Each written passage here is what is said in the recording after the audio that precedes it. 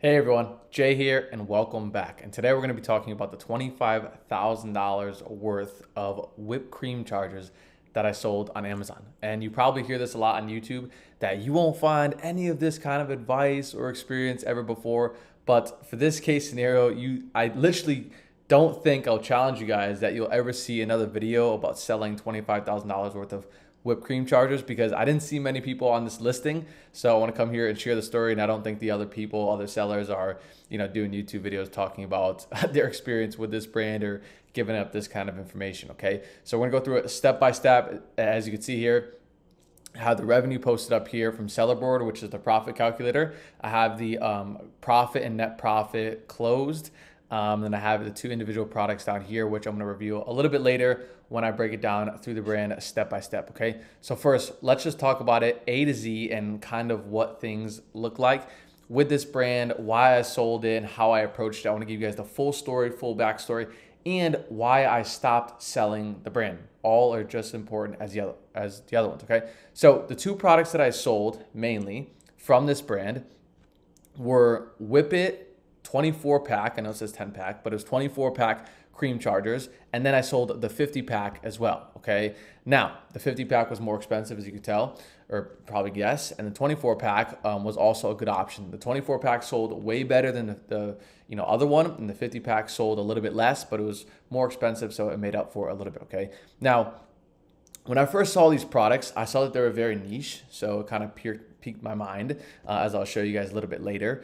But they had a really good opportunity because I did these old school listing pictures and whipped cream chargers. Who ever heard of that? I've never met anybody who's heard of this, and I guess it makes sense when you really think about it for like a party and reusable whipped cream chargers. But I never heard of this brand for sure. They have a pretty cool logo, pretty cool colors, and it ended up working out.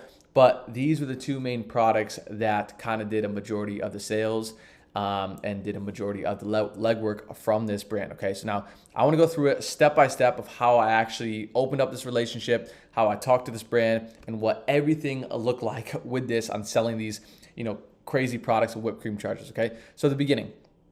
My sourcing team member found the 24 pack listing as a brand opportunity. So basically I have an entire sourcing team, 2 members, sometimes 3 members, where they just source on a daily basis and they come across listings, leads, brands, and they list them in a sheet, and I evaluate them twice a week, sometimes a little bit more. And when this was on the sheet, I came across it. It was a 24 pack. So it was this product right here, the one that I showed you guys, not the 50 pack, it was a 24 pack. So selling for about, I think $21 or $22 at the time. I don't really remember, maybe a little bit more, a little bit less. And they came across it, sent it, and I liked it because it was really niche. I always go for the niche products, and that's what I recommend for you guys to go for, the niche products. So I said, okay, this is really cool. Niche product, had an old school looking listing image so that I knew it had an opportunity. And then also it looked good, right? It looked like a cool brand opportunity. I didn't see any of the other products on Amazon from the brand. So I figured that, okay, there might be an opportunity to work together here and see that where we can take this. Okay. So that's what it looked like. They didn't even send me a message or anything. My sourcing team member, they just listed on the sheet and said, take a look at this opportunity. And I went and did that. Okay. So next, what I did, and this is what I do with pretty much any brand, is I contacted them via email 2 to 3 times and I had no response. So this is so important because a lot of people, when you get into Amazon, and I know this is kind of a different level of Amazon, right? Working on a wholesale and brand direct relationship process, which eventually people work into, but you get no response. I got no responses for 2 to 3 emails. That's basically nothing. That's just really repetitive in this business. Been doing it for a long time. 4 years, I guess you can consider that a long time for e-commerce. So I shot those emails out there, no response, no problem. I've seen it many, many times before. Sometimes you never get a response regardless of what you do, but I always do that out there. So it was basically a normal routine, a normal basis. I didn't do anything to send it differently. I had the same scripts, same reach out, and I wasn't like overly excited about jumping on it because you never want to get too excited about a particular lead, regardless of what the product is, or else you're gonna like psych yourself out and hype yourself up too much. So I just figured, okay, let me just do that out there, send their response, see if we can get one, and then we'll go forward, see if it's worth enough for a call, relationship, and you name it. Okay. Now, taking initiative. So I called into the brand and got on the phone with a sales rep. So this is kind of a unique product because typically when you're sourcing and buying products for Amazon, you're buying from, a supplier potentially a wholesaler if you're at that level of the business, but typically any regular retailer who can supply this product. But specifically, we identified this one as a brand direct opportunity, one where we can kind of partner with the brand or buy directly from the brand, which is the manufacturer, and see how we can kind of take their listing to the next level or just kind of buy and resell their products. So typically it's a supplier, so this is something you really don't do when it's a regular retailer. But it was the brand, so I had to get on the phone, had to talk to them, see what it worked and what it looked like. And I called them, and they got me over to a sales representative out in California. I think the brand was based out in California. So he got on the phone. We talked a little bit about my business, what I do, and then a little bit of the backstory of the brand. They were looking to take on new customers, people to buy their inventory and whatnot, and really spread the word of the brand. They didn't really know of their presence on Amazon. I don't bring that up to them in the first call, really, just because I don't want to just come off as a reseller. Again, this is kind of like a different level of doing Amazon and whatnot. So I just had a good conversation with him, a preliminary conversation, and then we kind of moved forward in the process. Okay, so we went to the building a relationship process, I guess you can call it. And we confirmed the minimum order quantities that they request and the expected order volume from me. So I have to come off as an Amazon seller as a good client to them, right? If I tell them, yeah, great, this is great, we're gonna do so well together and I'm gonna spend $100 a month. Like, how much money is a sales rep gonna make on $100 a month? Like, if you really jot down the numbers, right, it's pretty minimal. So, they wanna see like 1,000, 2,000, 10,000, 20,000. There's like a long-term lasting relationship here with this opportunity.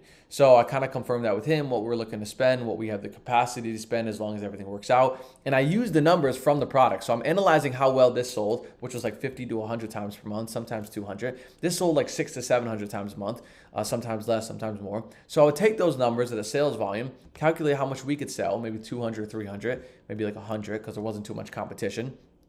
And then I'd run those numbers and say, hey, this is how much we can spend or expected to spend. I'm not telling them like I got those numbers from Amazon or anything like that, but that's kind of how I'm running the numbers on the back end, taking you through kind of my negotiation or my thought process with it, okay? Then I just filled out their new customer form and got set up in their system, talking about where our shipping address is. They talked about where they're shipping from, kind of what the process looks like for shipping, how they use a freight forwarder, which is basically just a big trucking company, what the cost might be and how it adds to the total cost of the product. Then they sent me over their catalog. So they have a long catalog of all these different products. Some were, good opportunities to sell, and some were just ones that I would never touch ever. Actually, majority of the catalog is like that, like 99%. These were really only the only products that seemed profitable and that were on Amazon. If I was a wholesaler, it's different. Then you have a warehouse, you have all these products and have these customers and vendors. But we're selling on Amazon, right? So we're just looking at see what works on Amazon, and I bought those products specifically for that, right?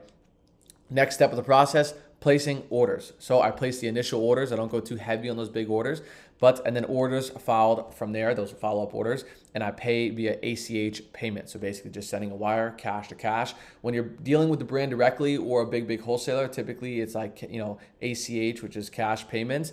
Obviously, I opt for credit cards because you get those credit card points, 2%, 1%, and it stacks up over time, and it's really good for traveling, which I love doing. But had to pay ACH, and I was doing it kind of for the relationship here, right? So I wasn't really, trying to be beggars being choosers.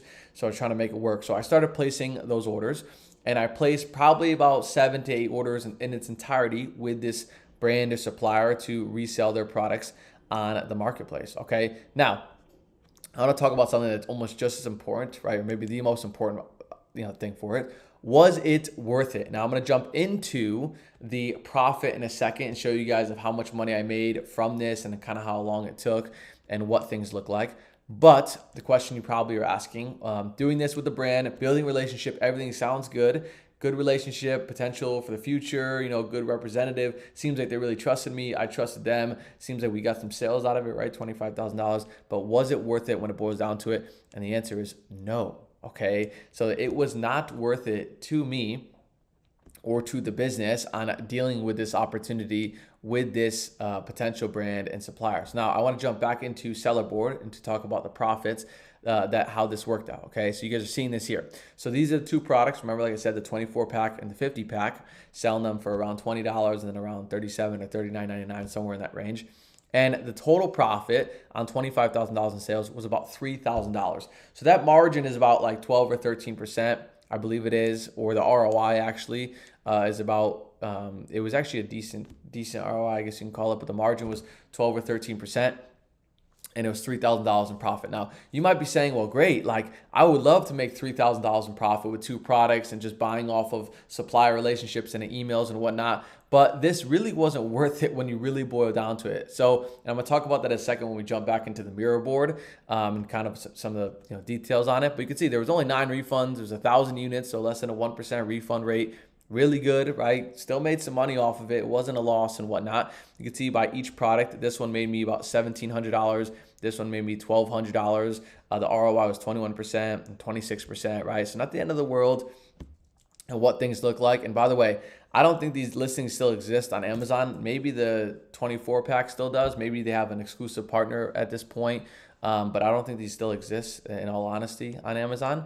But this is what kind of things look like, and this is how it shaped out. Okay, now I want to talk about why I think personally, or pretty confident saying this, that it was not worth it, and why I don't recommend other people doing it with this particular brand or this particular situation of mine. Because of course, obviously, I recommend brand direct partnerships, but with this specific supplier. Okay.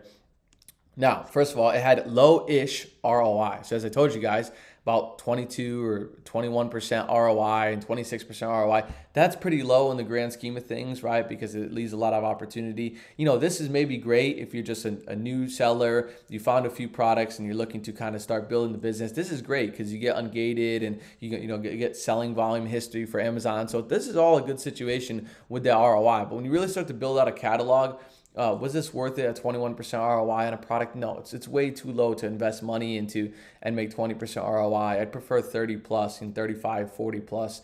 Obviously, it's great, but when you build up a catalog, it can add up pretty quickly, okay? So that's number one.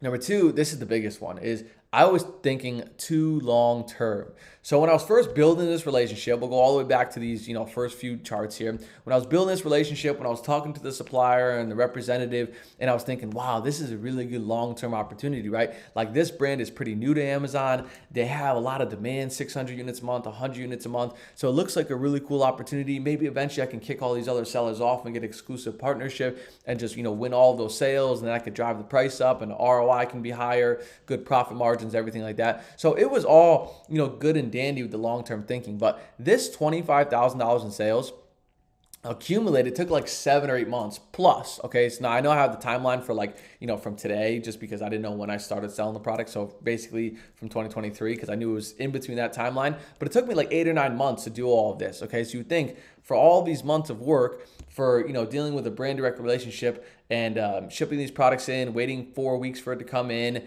and whatnot, it just was not worth it, right? And maybe I could have bought a little bit more. I didn't want to overinvest in these products because they were FBM, which means fulfilled by merchant. So it wasn't like I was sending them to FBA. It was ineligible to be sent to FBA. There's some sort of chemicals or details in the product where it basically just didn't allow FBA selling and whatnot. So I couldn't do that. Couldn't sell for FBA. That kind of stunk, all right? But it just wasn't worth it. I was thinking like, okay, I'm gonna have this great relationship with this big company. In reality, they were kind of a big company, so there's no way I was gonna bigger than I thought they were, at least I guess I can say, because they had sales reps and whatnot. So like, there's no way I was gonna build a one-on-one relationship with them, or maybe there was a chance. But anyways, it was FBM, it was hazmat, it was a category I didn't like working in and whatnot. And I kind of just followed up right here. Okay, so I wasted months and money for a partnership with a niche I didn't want to go into. So I don't want to really go into that hazmat FBM niche. It's really not my style. I don't like it as much as going with FBA. There's kind of a little bit more hurdles with the prep center, and the cost can go up a little bit, and it caused a little bit chaos. And like I said, the biggest thing was it being hazmat, dangerous goods, which basically means with Amazon that there's particular products that can be sent into the warehouse with Amazon, but they're classified as hazmat, right? Flammable, aerosols, and because they have to have extra precaution for the employees in the warehouse. So they have to be sent to a specific warehouse. And some products like this one are just ineligible in total because they're just dangerous, right? They just recommend you just shipping basically out of your house, out of your prep center. So it's really a hard category to go down. And I did all this thinking for like long term, and it really never even worked out, and it was never going to work out, because even if I had a great relationship with them, there's so many other leads and opportunities with, OA and regular leads where I can buy and sell within 2 weeks and make a lot more money with, right? Rather than just investing my time and money and efforts into this one, okay? Now, I kind of want to further this up a little bit on here's what you guys should do, right? So when you're building your business through Amazon, because I know we just talked about brand direct, wholesale, good dandy partnership, relationship stuff for about 15 minutes, but here's my recommendation to you guys for doing this for the past 4 months and the best way to get started and to how to really, thread the needle on finding success at the quickest pace without having to mess up and do stuff like this that looked good, shiny object, but it wasn't good, okay? So number one, find OA leads. OA is online arbitrage with Amazon, as maybe some of you guys know, but this is such a good opportunity to basically get money in and out as quick as possible, right? You have an opportunity to buy a product, it gets shipped to the prep center, shipped to Amazon, and starting to get sold within 2 weeks or even less, 10 days or 9 days, right? If you have really good timing. So when you're working with wholesale, you're building these relationships, opening up accounts, you're sending inventory to your prep center. It takes 3 weeks because there's a delay. And then, you're trying to time up the orders again. But with OA, you could just buy the product whenever you want, Saturday or Sunday, Monday, Tuesday, whatever the day is, restock the inventory whenever you want, and just keep the process flowing at a really good fast pace. That's how you get your money in and out really fast, right? That's how I started and how I stacked a lot of the money into the early days because I was doing it on a really quick pace. So you guys should start with finding OA leads, okay? Next, you want to try to buy them in bulk. So, it's great to buy from Walgreens, PetSmart, Zoro, all the common suppliers that a lot of people know, good ROI, good opportunities. But eventually you want to work with like smaller retailers where you can buy the same products in bulk, right? So you can go contact the supplier and say, hey, can we actually get 100 units for a 10% discount or 50 units for a 10% discount? And that way it takes a little bit of stress off of having to place these orders, constantly logging on here to place an order, right? So it keeps the stress off of things. And this is what I suggest how you kind of grow into and have a balance of just traditional OA leads and then buying in bulk opportunities is what I like to call them, okay? So once you go through like finding OA leads, getting some money, getting some revenue in the business, then you're buying some products in bulk as well. So you have kind of like a hybrid wholesale situation. Then you want to approach them wholesale or brand direct. Now, I don't mean completely ship the boat on these business models and go right into wholesale and brand direct because it's good to have a flow of all of them. But if you're buying a product, you're buying it OA, or if you're buying it from a smaller retailer and you're getting it in bulk, eventually, as you have your business set up, you have an LLC, tax permit, all proper business, processes. You can then approach the brand just like I did. Now, again, take it from me. Don't kind of follow the same category, niche, and specific product, I guess, too, in general. But, you can reach out to the brand, and the brand having that partnership or relationship is the ultimate level to build an Amazon business, right? Now you're buying directly from the brand. Maybe it's a little bit cheaper. Maybe you have a secure relationship and you have communication with them that, hey, you are eligible to sell on Amazon. We want you to sell our products. This is a really good thing for both businesses. That is a perfect situation because you have top tier safety, you have top tier pricing, you have top tier consistency, and there's really nothing to worry about after that, okay? So if you go through this flow of having OA leads, then in bulk, and then approaching them wholesale, it creates a really good flow and rhythm for the business to grow off of it. And I don't mean, like I said, don't jump ship on one or the other to just go all into one because brand direct's doing great. Remember, each of these have their own successes and failures for cash flow and bringing money in and out and whatnot. So there's kind of my entire recap and rundown on selling $25,000 worth of whipped cream chargers, why I didn't think it was worth it. Well, of course, I made a little bit of money for it, but why there was so much better opportunities as far as ROI and profit for the business that I do on a constant daily basis, where I had to reassess and reevaluate myself and say, wow, this is not working out, right? I have to cut off this relationship. I can't buy this product anymore. It causes a lot more problems than it does good, okay? So I hope it gives a really good perspective into your business or potential business on why you should, buy a potential product or not buy one, and really think not just short term, but really fast profit, quick opportunities to start building the business to eventually get to making those decisions, all right? So there you go on the entire video when it comes to whipped cream chargers. As always, if you guys like the video, please like and subscribe. I'm making a video every single day pretty soon, starting this Friday, and I'm gonna try to go on a really long streak of just turning these videos out so people can learn, take my experiences that I went through, my failures and some successes, and take it into your guys' business and passion with Amazon. So there we go.